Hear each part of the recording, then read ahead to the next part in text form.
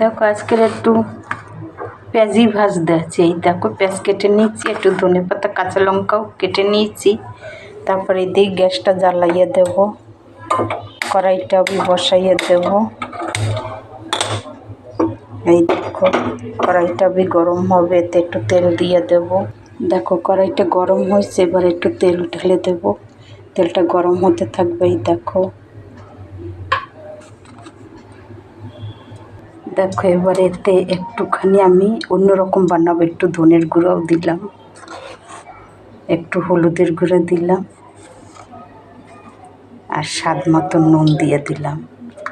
আর এই দেখো ধনেপাতা কাঁচা লঙ্কা কেটে নিয়েছি, ওটা আমি ঢেলে দিলাম।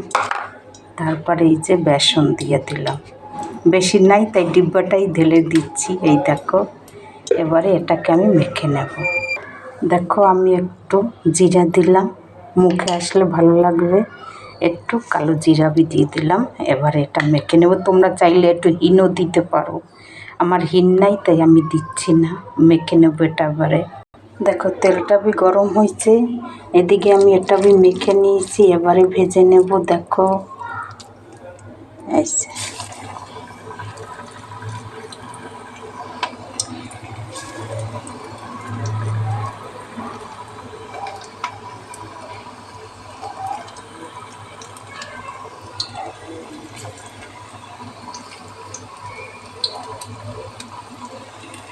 এরকম করে আমি সবগুলি ভেজে নেব। দেখো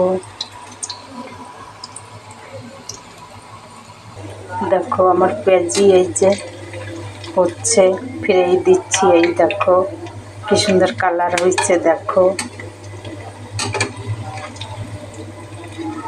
বর্ষার দিনে তো এরকম পেঁয়াজি আর মুড়ি চা, আর কি চাই। দেখো আমার পেঁয়াজি হয়ে গেছে, এবার উঠাইয়ে দেব। এই দেখো কত সুন্দর পেঁয়াজি হয়েছে, তোমরাও ঘরে বানাই খেয়ে দেখবে বর্ষার দিনে। এই দেখো আমার পেঁয়াজি কয়টা হয়ে গেছে। এই দেখো এই দেখো